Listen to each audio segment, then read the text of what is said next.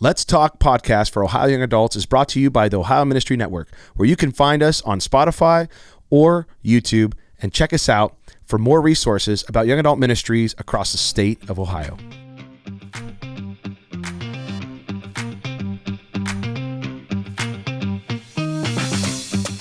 Alrighty. Well, hey, this is the Let's Talk Ohio Young Adults podcast.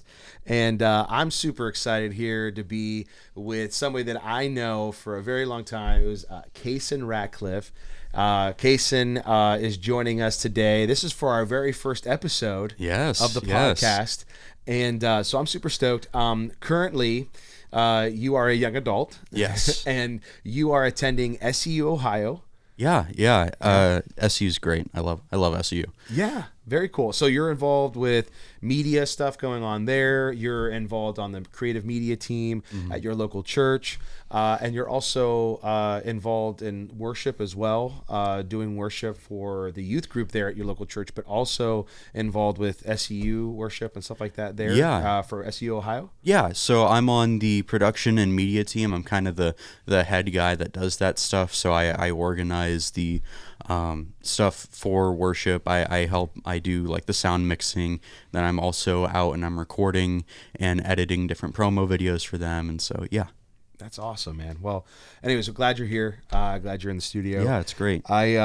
So we kind of going through the show, we like to talk about different young adult leaders or young adults across the state of Ohio, just kind of what's going on within our state's culture, within this demographic of young adult ministry. And obviously you being a young adult, someone who's in college and just kind of living that life, I think it's always great and fitting to have people that are faithfully serving in their local church and, you know, wherever they kind of find themselves at, and wanting to kind of hear their heart, pick their brain, hear from them. So we're not just hearing just from leaders perspective, but also hearing from those that are in it. And it would help, I think, people who are leading ministries like this of how they can better serve young adults in this season of life, right? Because every generation is kind of different and what's kind of going on.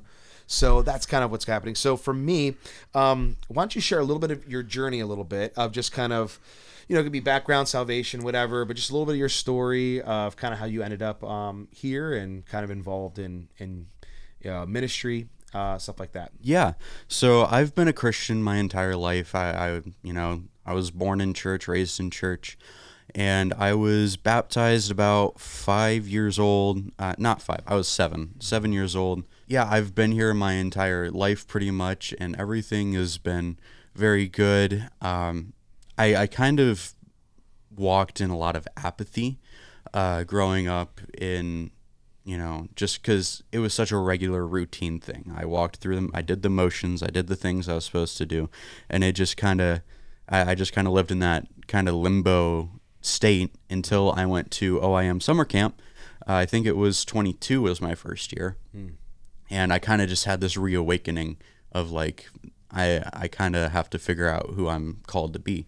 And it was there that I felt a calling on my life in a ministry. And I met, there was a student in our youth group who was going to SU. He was helping in our youth group going to SU. And he told me that SU had a high school program, dual enrollment. And so I started doing that. I got my associates out of high school. And ever since it was 10th grade that I started doing that, I've just been kind of faithfully walking in what I feel like I'm called to do. Wow. Yeah. No, that's awesome. Yeah. I mean, you've been faithful with it. You've been doing that, kind of gotten to see you in a front row seat, so if you will, kind of see that growth from that time back in 2022 till now, 4 years later.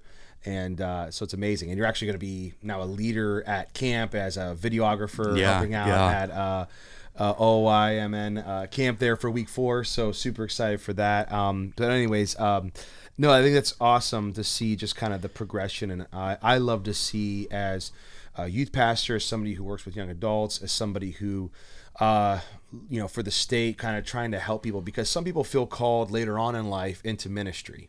Yeah. So no, that's awesome that you're just been faithful and kind of see how God really worked on your heart, kind of in the process of just people around you, relationships that are around you, but also, the things that are deep within our hearts God kind of knows what he placed in there. And it's kind of this mining process. And he uses relationships around us. He's using experiences. Like you said, you were at camp and other stuff. And these experiences, these moments with God, these encounters.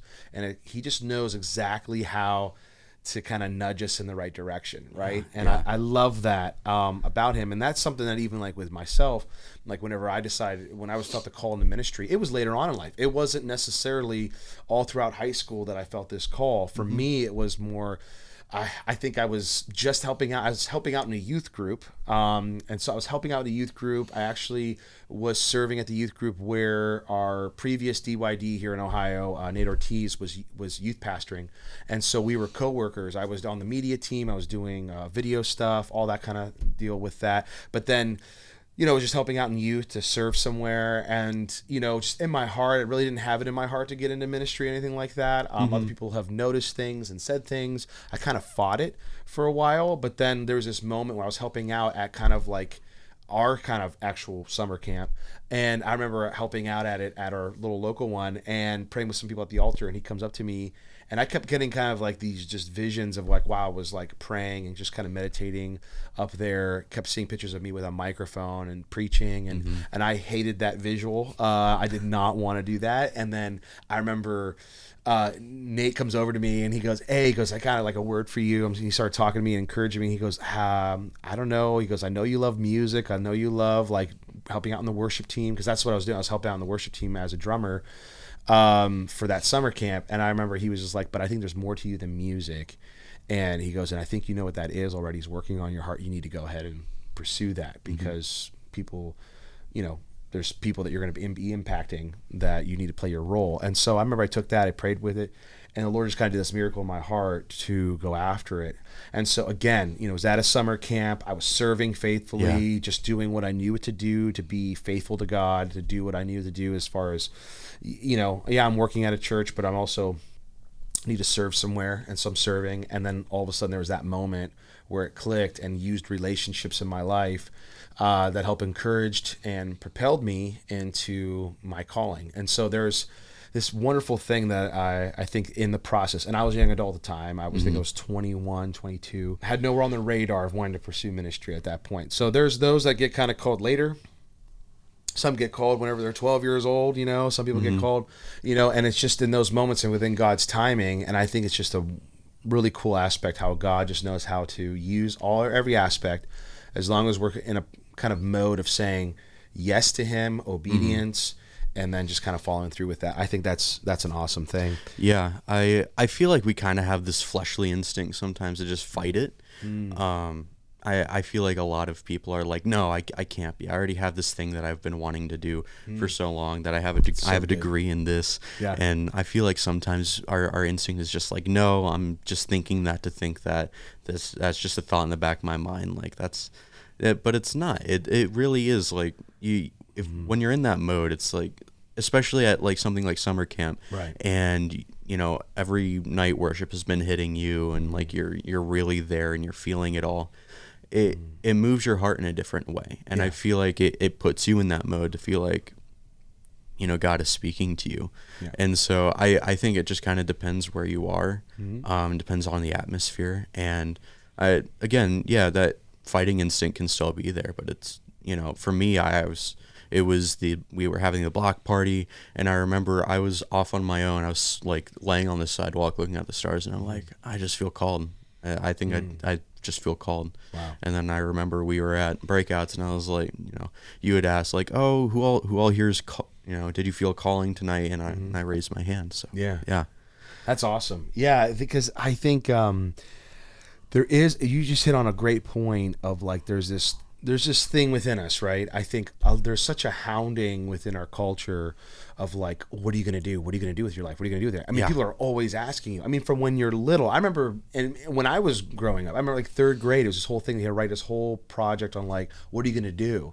And I think I wrote down like, I want to be a professional baseball player. You know, like I mean, I didn't, you know, it was just whatever I was doing at the time, but it was just this thing that was like, whatever, it's cute, whatever, but there's this thing, it's always hounding you. And even more so, I feel like you guys in high school now, or just coming out of high school, you guys got really hounded at an early age because of the early kind of stuff going on with college. Yeah. It's like you got to kind of make the decision now to a certain degree of like what kind of education do you want to have, what kind of degree you want to have. And so there is this kind of pressure from a society of figuring it out right now what you want to do and have to pin it. And I think there is this thing where because of that, we kind of have this idea preset in our mind because we've been searching through, but not a lot of people are saying, what does God want you to do? What is he speaking to your heart? It's always asking what you want to do. Yeah. And I think there's this premise where if you have something you want to do, like for me, as silly as it sounds, like I was in a rock band called Dear Citizen. We were doing pretty well back in the day of MySpace,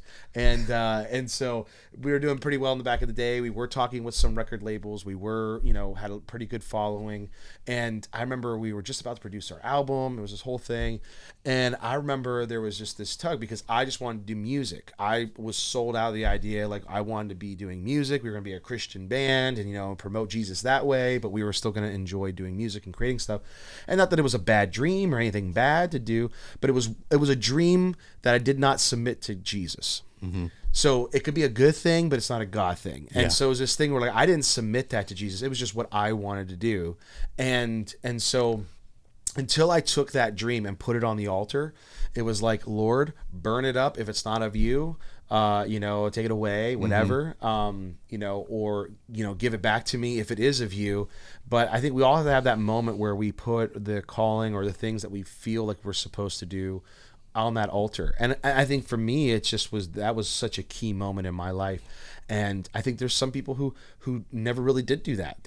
Their idea is just far away on, just what the job is going to get me for, whatever income, or what the job's going to get me for what kind of retirement life I'm going to have, Mm-hmm. It's like I was doing counseling with a couple about to get married, and the person, when I was asking him, like, what makes you feel alive? What is the thing that you really feel like God has for you to do? And they're just like, I just want to retire and get a bunch of land, and just have some cattle and stuff out there. And I'm like, okay, so so the next 40 years of your life, you don't like it, you're not really excited about it, you're not really passionate about it, you're just looking forward to whenever you're 65 where you can get that big ranch out in Wyoming. Yeah. And so for me it was like, man, that's not a way to exist or to live your life, to squander the 40 years just to get to this thing that a day that may never even come. Yeah. So I think that there's something to that we need to submit those things, just like you were saying, you had things on your heart,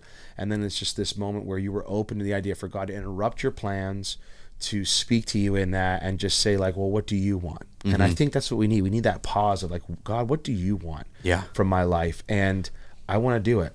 I think just the other day I was praying and I was like, Lord, I want to live a life that honors what you did on the cross. Yeah.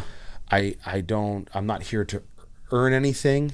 It's what I want to honor you with it. And so it's because some people could say, well, you're so worried about doing this, and you don't got to do anything. It's, you don't have to work for it. You don't have to earn anything. It's like, it's not to earn it. It's to honor it, to honor what he did on the cross. That's why I want to live my life submitted to him and sold out, and to be this thing that I honor the sacrifice and life of Jesus Christ, to give him glory. Mm-hmm. And so, God, how do you want me to use my life to bring you glory? And whatever you call me to, it will bring you glory, because no matter where I'm at, I'm going to be impacting people around me for the gospel of Jesus Christ. And that is kind of our heartbeat here of Ohio Young Adults, is this mission, this a church on mission, that we're joining in on God's mission, which is to be known.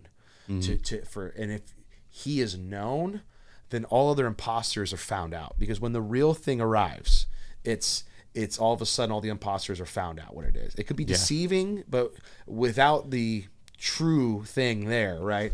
But whenever he comes in the room, all of a sudden you just see things for what they really are. And I think that's really our job throughout Scripture, is to join in on God's mission.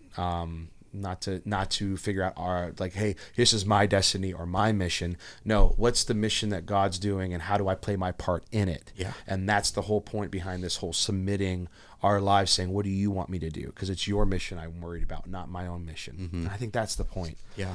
So anyway, no, that's awesome. And with your story, we're going to talk a little bit about let's talk about a little bit what God's doing. Okay, in your life, you're a young adult. You have other young adult friends. People that you hang out. And what do you think God's kind of doing within young adults? Locally that but even like nationally. Like, what are you feeling as a young adult, speaking about kind of your generation and what you're seeing? Yeah, so I feel like we kind of live in a generation that's like as a whole. I'm from Gen Z. I feel like this generation is very lost, very caught up in like every. I think I've heard it somewhere. Every generation is searching for something, but they never look in the right place. Like you have the people born in the 70s that were, looking at, looking to drugs and looking to homosexual relationships to get their fill that hole in their heart. And then there was the Jesus Revolution that happened in the 70s, and all that happened. And I feel like we're kind of falling back into that with Gen Z, where we're lost. We're turning to social media. We're trying to get our fill from likes and from follows and from just online whatevers. And there's even like young people going out and partying when they're 18, 19 years old, drinking, getting drunk, vaping, smoking pot, whatever. And I feel like we're falling back in that loop of like we're looking for things, but we don't know where to look. We're looking in the wrong place, and we still have that hole in our hearts because that's a fleshly thing. Is if we don't know Jesus, if we weren't raised with it, we will always have that Jesus-shaped hole that no other piece will fit. It's like putting a square block into a round hole. You can't put that in there because it's not going to fit. So I think that there's a stirring happening right now, and we're going to see a huge revival break out. We've already seen it at several different universities and schools. There was one that just happened at main campus in Lakeland, at SEU.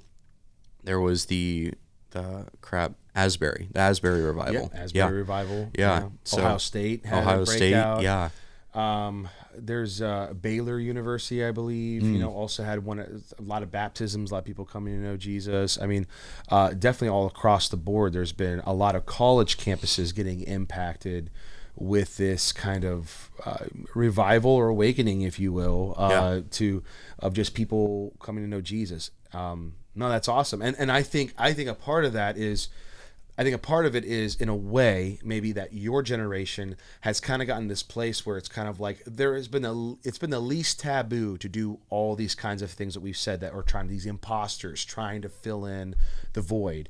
And it's been the least curtailed, the least tabooed in the sense of it's been very laxed, and I think allowing to do whatever. I mean, society is very much like there is no immoral thing necessarily. And so at a younger age, I feel like a lot of people in your generation has engaged in that. But I think that's why we're seeing a lot of turning in the college time, because previous generations might have been actually the college age actually is when people started kind of doing the uninhibited, actions and all that. But I think like when it came to this, I think that for me, it seemed like it's happening a whole lot sooner. Yeah. So, the experience is none of these things are working. So then it comes to this point then of like all of a sudden like, oh, well, we need to go back to what has been stable for thousands of years. And so I think we're seeing a lot of that. A lot of people coming back to religion with a fresh perspective of saying these other things in the world isn't cutting it. It isn't, there's no meaning to life behind it. What are we doing? And we realize how shallow it is. It's such an earlier part of our stage. Maybe now that's why we're seeing in the college age of people coming back to Jesus in droves. And so with that in mind, there has been a couple studies, I think Barna Group, I think Fuller Seminary, USA Today, Lifeway Research, and what they found is on average, some studies, depending on the pool, they said, like 80% of kids are falling away from youth group in the college age. Wow. So only 20% are the remnant, right? Or other studies, it's more like 66%. So it's like one of those things where it's like, okay, so pretty big gap. You only got a 40 to 20% that are remnant staying. That would be a failing grade. In our papers. In college. And so, when you're looking at that, you're like, man, what is going on? And so with Ohio Young Adults, our heart has been, we want to change 80 is what I've been calling it. And so it could be 66 to 80%, but I'm just saying, let's just change 80. And the heart of that is saying, hey, what's going on? There's a lot of stuff on the front end that we found out, okay, in the research. And when we're looking at it and when you read the articles, a big component to why the resilient stayed, the 40 to 20% stayed with the faith and never left during the college age, is because they had strong home life. Parents were strong, really did believe what they were saying and what they were preaching, and were real about it. But also they were heavily involved in youth group. But the youth group they were heavily involved in was not just playing games and doing lighthearted devotionals or feel-good messages, but they were actually going deep in the messages of why we believe what we believe. Right. And so that's my passion as a youth pastor. It's always been my passion the last 7 years of pouring in and going deep and just going there. And I'm not here to do the fluff, but I'm here to go deep. And then those that want to go deep, which I think a lot in your generation wants, the actual truth. They don't want something that's flighty or something that just feels good. They want like legitimate truth they can hang their hats on. And so I feel like that was just a cool match made in heaven, because my mode was like, hey, I don't want to build big crowds. Okay, I could care less about that necessarily. I want to build strong people that are in the faith strong, that can fight the good fight of faith, that can finish their race well. That's what I want to do. And so for me, that was cool to see with your generation really have a hunger for that. Man, I really appreciate that about your generation, is that you're not so wowed by fluff or hype. You're more about like, but what's really going to be something that's sustainable and stable. And so I think there's like that mix of things, and you could look at any generation negatively or positively, but I think taking both into account, you kind of see how they kind of are working together. And so with that, you know, we want to change that. So part of it is that young adult ministry is that kind of like, while you're in the middle of the rough waters of life, that you have a stable, steady support system through those years of college age. I mean, everything. I mean, even if you don't go to college, right?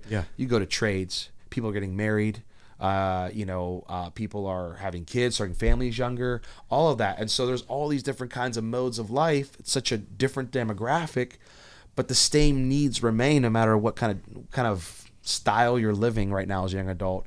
There still is this thing of like, you still need to grow in your faith. You still need to mature in your faith. You still need to uncover what God has for you to do with your life. And like, where does that mean? Where are you going to go? Where are you going to go to church? You know, who are you going to marry? What job and career are you going to pick? These are all huge decisions. So having a stable ground level thing that's going to be guiding you throughout that is so important for young adult ministry.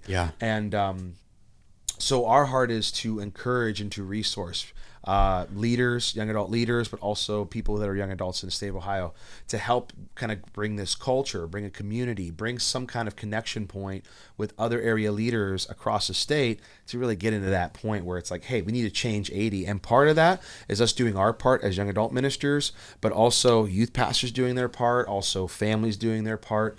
And I think together there's this trifecta that's going to really impact the generation to come and your guys' generation as you're venturing through young adult life.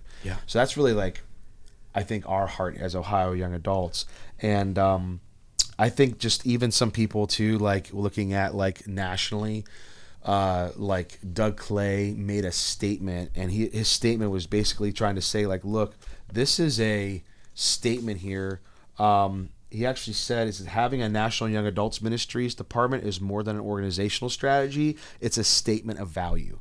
And so what he's saying there is like, us going that level on the national level is to make a statement to everybody else on a state level and local level that this is important to have a ministry in there. And I think something that people maybe don't know or aren't aware of is that, you know, like youth ministry that you experienced, that I experienced, that stuff wasn't around prior to like the 1920s, 1930s, right? The teenager aspect wasn't really popularized until the 1950s. So when you were a kid, you just were like, I'm a kid, now I'm going to become an adult. You know, it just became this thing. And so when we look at it, we see that we're in Gen 3 of youth ministry, where you have people way back then, like in the 50s, 60s, and then, you know, moving on, we're like Gen 3 right now of youth ministry. I feel like in young adults, we're in like Gen 2. Gen 2 of young adult ministry, where it's getting more like culture is here to stay. People are in this age frame that need the support. The statistics are in to show that they don't come from a good godly home and their youth group was not going deep. They're more likely to fall away from the faith because they don't know why they believe or what they believe. And so young adult ministry comes in and kind of can be that net, that safety net throughout there to kind of undergird their walk in those years. Yeah. So anyway, so those are some things that I think that are really interesting of what's kind of going on and happening right now. But this has been across with millennials and Gen Z and all of that. Yeah. And so I think it's really important to point out and to know what those things are, because if we don't understand where the problem is and what's kind of going on and taking responsibility for it, saying how can we make changes to stop this, I think it's important, why I like to bring those things up.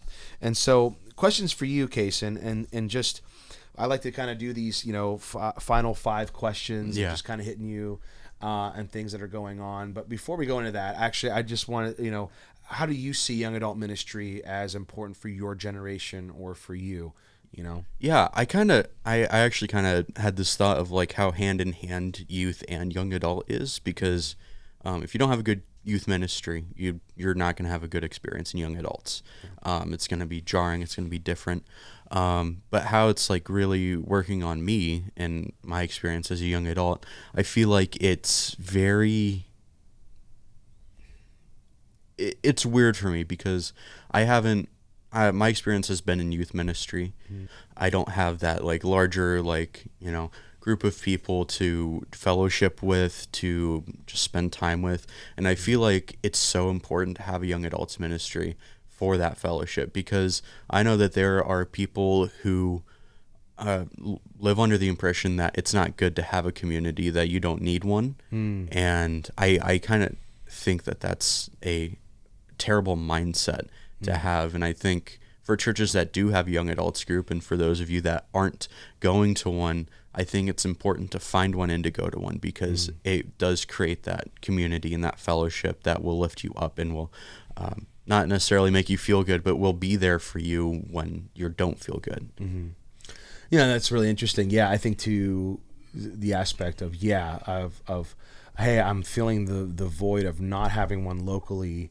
But even though I'm serving, I'm giving back to the youth group ministry. You're serving there as a worship leader, as someone who preaches from time to time, and then and all of that. And you're working at a church, you're on staff at a church, and all of that with school, everything going on. There still is this thing of like, I still feel the void of having that kind of community group where it's like, okay, I'm not serving doing something. It's a ministry for me in this time where I can kind of like let my hair down, recalibrate, get rejuvenated, feel resourced, just on a relational level, on a social level, but also on a spiritual level, you know? And I think those things are really important, for sure. And there is a different dynamic as being that I've been a young adult pastor and I've been a youth pastor. I think there is this thing of like where there's certain things that, you just can't go on with youth ministry. But now whenever you're in young adult ministry, there's things you can definitely talk about and go and be more open with, because, well, people are now, they're adults now, and so there's some aspects there where you can kind of go conversationally. You don't need to run things necessarily by parents or this or that, or let everybody know I'm going to be talking about this subject in this series. But now it's just kind of like we can kind of go there and answer the open questions and honest questions, and kind of go there in that way, because you're starting to experience life a little bit. You're starting to branch out a little bit, which now there's a whole new set of questions that arise whenever you start to fly the nest, right? When you're a youth, you're so jam-packed busy with sports schedules and extra activities at school and homework and whatever is going on at home with the family. And I think that when you're branching out a little bit, you're kind of now, I'm kind of building this life now. And how do I build this life on the foundation of Jesus Christ? But yet I got a lot of questions or answers or things that I never really had to think about until I became a young adult. And I think that is such a key point, behind young adult ministry that we need to celebrate and that we need to encourage. And for sure, so for me, that's a huge deal. Yeah, I feel like Go ahead. I'm sorry, but I feel like these are some of the most formative years, for sure. I know that when you're kind of in that 12 to like 16 age range, you're kind of sponge and you're taking everything in. And then once you start hitting like 17, 18, 19, 20, you're starting to build your own life. You're making a routine, and it can be dangerous if you don't have a good routine. Having a bad routine can lead to unhealthy relationships, can lead to falling out with family. And it's really important that you have good formative years, because if you don't, then you are probably more likely to fall away, probably more likely to experience some of the more heartache, some of the more hardship that we see with a lot of youth nowadays and with a lot of young adults. And to your point, I mean, if you're making all these crazy large life decisions, if you don't handle it the right way with submitting it to Jesus and following his lead and knowing what the Word of God says and knowing how to walk this thing out according to what the Spirit's leading you to do and whatever, if you're ignoring all that because of just life is crazy, hits you like a freight train, and all of a sudden you're just like, I'm just trying to stay alive, I'm just trying to survive, right? Because all this stuff happening. The thing is that when you're doing it, the aspect is there is like you can make decisions that you could greatly regret or pay the consequences for, potentially for the rest of your life. Yeah. Even though there's forgiveness, even though there's redemption, even though there's all of that God can help turn some of the bad for good and all this and conforming more to the image of Christ, right? But there is this aspect where there still can be consequences of decisions that you got to kind of live with. And so we're trying to be this place where a refuge, an ark, if you will, of saying, hey, during this kind of tempest of time right now of your life, a lot going on, we want to make sure there's definitely some ministry there that's going to help you through it. And there's great lead pastors, and yes, there's great other people, if you come from a strong, good Christian family, or if there's other great people that are like dads and moms of the faith, in your in church, that are willing and wanting to pour into and mentor people. But there is still an aspect where you're with your peers, you're with somebody who's a little more seasoned, who's leading it, and just kind of been like, hey, I went through that season just recently, just came out on the other side of it. Yeah. I can tell you now that I've been through the storm, how to navigate it, what worked for me.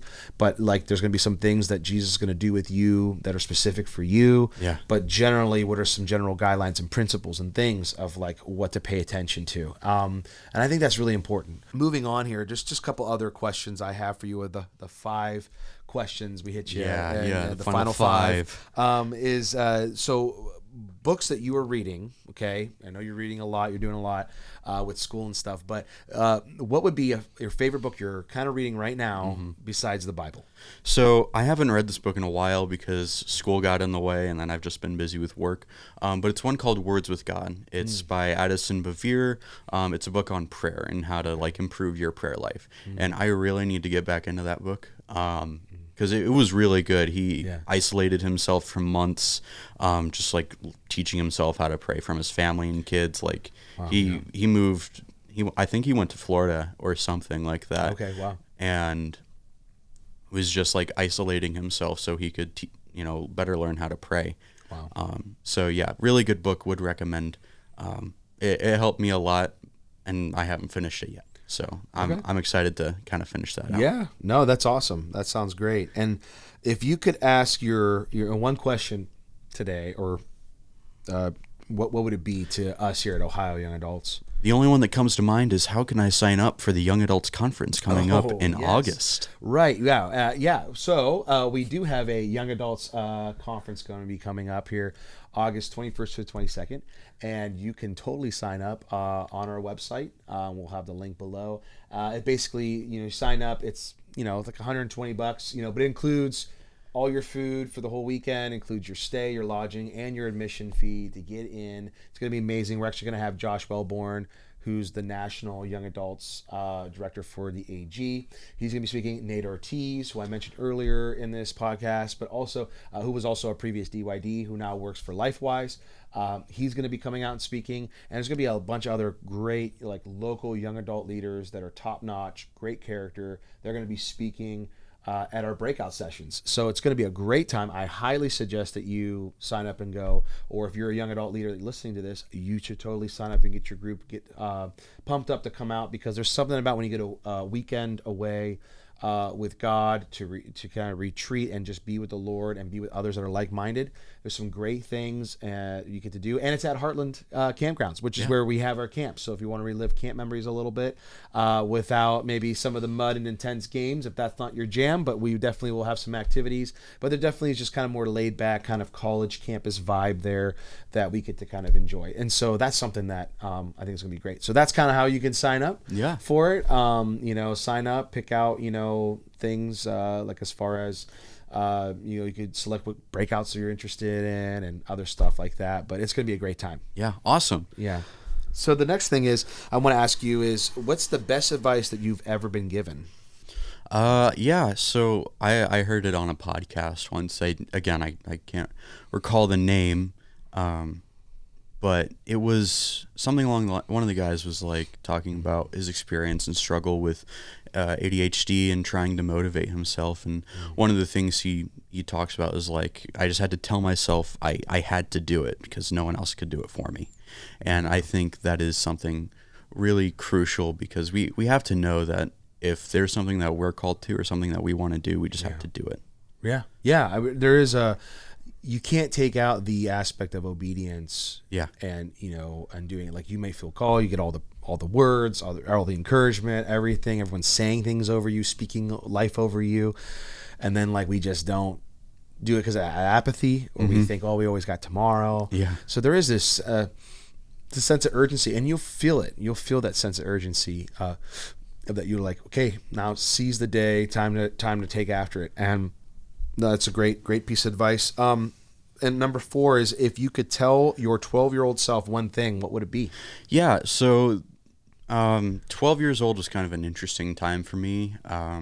My grandpa had just died. COVID was just starting to hit. And so lockdown and all that happened. And so I think the one thing I would tell myself is that it won't last forever. Kind of that darkness I was experiencing, it's not going to be there forever, and I just have to stay faithful, and I have to kind of lean in and not let it like overtake me, I guess. In a dramatic sense, I don't want to try to be too dramatic, but I can't let the darkness kind of grab me and hold me. Sure. Yeah.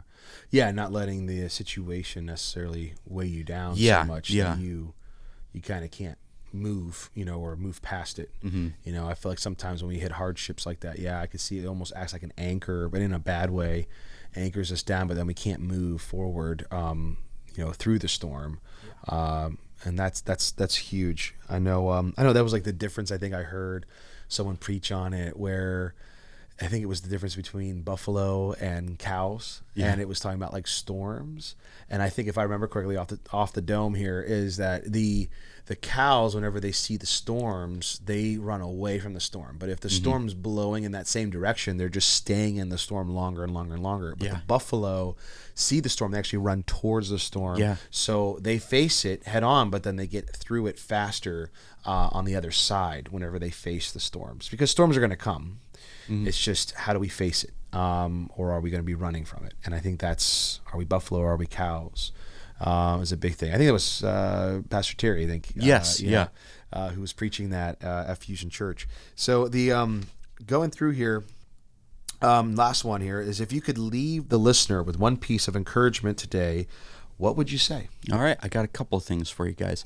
Number 1, sign up for the Young Adults Conference. Very good. August 20th through the 22nd, Heartland Conference Retreat Center. 21st to the 22nd. 21st to the 22nd. Yes, I misspoke. So, and then also, if you just want to do something, go do it. Don't hold yourself back. Don't make excuses for yourself. Just go do it. And commit to it. Commit yourself to it fully if there's something that you're called to. Yeah. No, that's great. That's awesome. Well, thank you so much, Kaeson, for coming in, man. I think it's been great. Thank you for helping us kick off here, Ohio Young Adults of the Let's Talk young adults podcast. I think it's going to be great to resource and help other people that are in similar shoes like you, other leaders that are leading and ministering to this kind of demographic. And I think it's really important that we kind of create that kind of culture here in the state of Ohio. And so I'm looking forward to more episodes and all of that, and looking forward to seeing you at the retreat that's going on in August. And it's going to be a blast. Yeah, it'll be great. Awesome. So it's been great. Thank you so much. For sure. All right. Well, we'll see you guys in the next episode.